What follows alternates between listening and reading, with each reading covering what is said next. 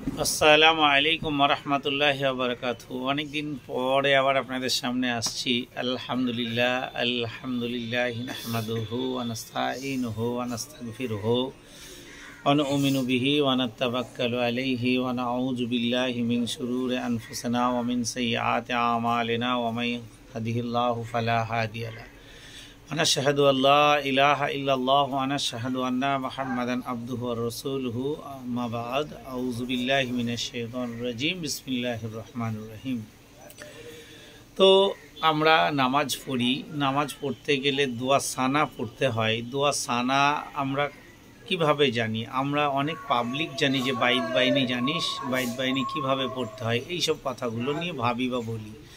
তো যাই হোক, বাইত বাইনের আক্ষরিক অর্থ মানে বাইত বাইনিকে আমরা আরবিকে দোয়া সানা বলে থাকি। প্রথম সানা হয়, দ্বিতীয় সানা হয়, সানা পড়ার পরে কিছু বলতে হয়। তো সেগুলো আমরা কতটুকু জানি সেই সব বিষয় নিয়ে আসছি।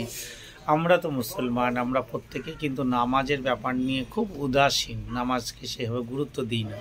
তো প্রথম সানা যেটা আমরা পড়ি, আল্লাহুম্মা বাঈদ বাইনি ওয়া বাইনা খাতাইয়া কামা বাআতা বাইনাল মাশরিকি ওয়াল মাগরিবি আল্লাহুম্মা নাক্কিনি মিনাল খাতাইয়া কামা ইউনাক্কাস সাওবুল আবিয়াজু মিনাদ দানাসি আল্লাহুম্মা আগসিল খাতাইয়া বিল মাইয়্যি ওয়াস সালজি ওয়াল বারদে।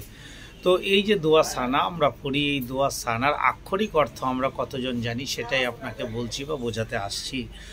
তো এইটা যদি আপনি আল্লাহর দরবারে যখন তাকবীরে তাহরিমা যখন বাঁধবেন, আল্লাহু আকবার, আল্লাহ মহান, আল্লাহ শ্রেষ্ঠ, এই বলে যখন আপনি দাঁড়াবেন, তখন আপনি দাঁড়িয়ে কি আল্লাহর কাছে বর্ণনা করছেন সেটা আপনি কতটুকু বুঝেন বা জানেন সেটা কিন্তু আপনি জানলেও সেইভাবে মূল্যায়ন করছেন না। যদি মূল্যায়ন করেই থাকেন তাহলে সেইভাবে কিন্তু আসছে না।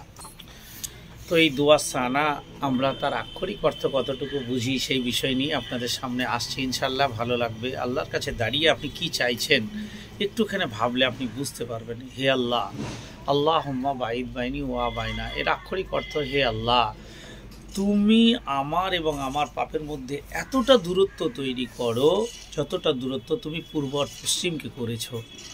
আল্লাহর কাছে প্রথমে দাঁড়িয়ে কিন্তু এরকম চাইছেন। তারপরে হে আল্লাহ, তুমি আমাকে পাপ হতে এমন পরিষ্কার করো যেমন সাদা কাপড় হতে ময়লা পরিষ্কার করা হয়। তারপরে আবারও চাইছেন, হে আল্লাহ, তুমি আমার পাপ রাশিকে পানি, বরফ ও শিশির দ্বারা ধৌত করো।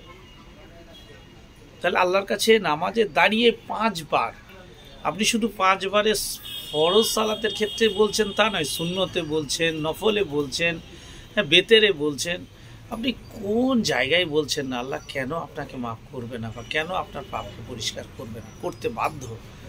দ্বিতীয় সানা আছে, সেটা নিয়ে পরে আসবে ইনশাআল্লাহ। তো আল্লাহ তাবারক ওয়া তাআলা বলছে আপনি আল্লাহর কাছে চাইবেন, আল্লাহ আপনাকে নিশ্চয়ই প্রতিদান দেবে। আল্লাহ বলেছে আমার বান্দা যত গুনাহ করবে তত গুনাহ আল্লাহ আমার কাছে ফিরে এসে যখন কান্নাকাটি করবে আমি তাকে সেইভাবেই পুরস্কার দেব বা সেইভাবেই মাফ করে দেব। তাহলে আপনি আমি কেন করব না? করার আসবে না কেন?